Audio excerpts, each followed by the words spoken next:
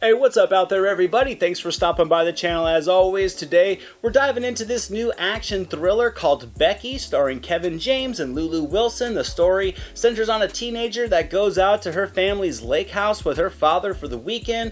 This normal trip takes a turn for the worse when a small group of escaped convicts arrive, hold them hostage, and begin to search for something. The premise to me sounds enough for a good time and a very tense thriller, so let's get into it and see what it delivers.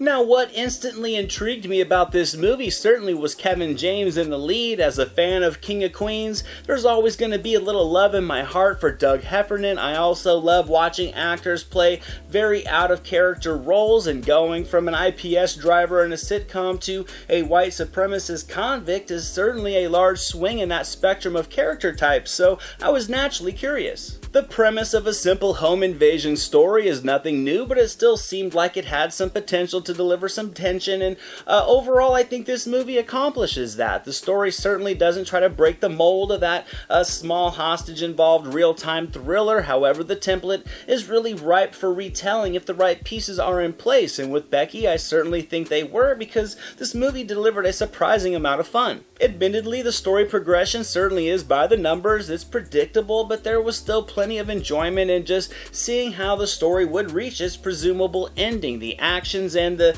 decisions of the characters do break the formula a bit here and there, which was very appealing. It results in some charming surprises and some moments of misdirection as the story evolves, which kept me engaged to want to see where things were going to go. I will say the first half of the movie is a little on the slow side, as we're introduced to our stereotypical angry teenager dealing with the loss of her mother and a father trying to maneuver raising a teenage daughter with a grieving chip on her shoulder. It's routine, and you really know what's coming for this small family, and it does take a little bit to get going from the just the pacing aspect of it, which is really just simply due to having seen this story set up done so many times before. However, the back half of the movie is really where it starts to have some fun with itself. This is where the killing and the violence increases, which naturally elevates the suspense and the engagement for the viewer. Once it got going, it did have my attention locked in despite having the tropes involved. It's a cat and mouse game, much like Last Blood, and the creativity and the violent mayhem was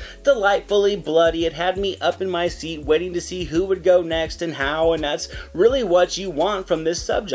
Yes, it's a simple story. Fortunately, though, it uses the template effectively to overlay its own styling onto it. It's unrealistic in places, but it's also a bit grounded in others, which makes the violence hit with a strong, enjoyable impact. It's very gory and bloody in flashes, and that unrelenting tone is where this film's unique ambition is able to shine among the many borrowed elements. I definitely think the performances came in to make the most of their roles, specifically, of course, with Lulu Wilson and Kevin James. Now, James is definitely the headliner, but Wilson is the true star of this film. She delivers a range from a normal teen to a complete savage, and without going into spoilers, I will say she nailed each beat of emotion, tension, and action in this story with a fantastic authenticity. I definitely think without that human quality to her character, it would have made the entire story feel much too unrealistic for just being placed in a normal world setting, but Wilson came in and she stole the spotlight with each scene and created a surprisingly thought-provoking character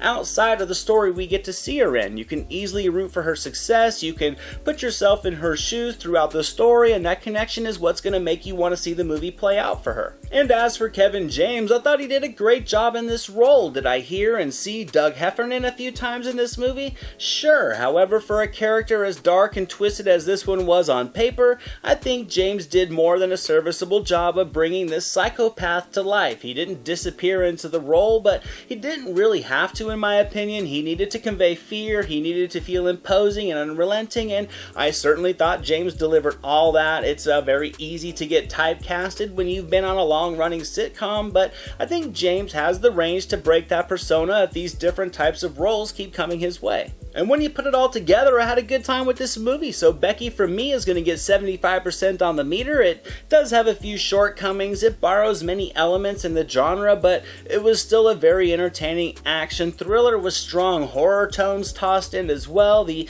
music and the scoring felt a little bit off from the mood of the story, but it wasn't a major hindrance. The direction and cinematography were capable as well, and with the minimal use of styling, it creates a gritty, grounded tone from a visual aspect that really complements the story well. And if you're in the mood for a violent thriller with tension and plenty of killing, certainly give this movie a shot.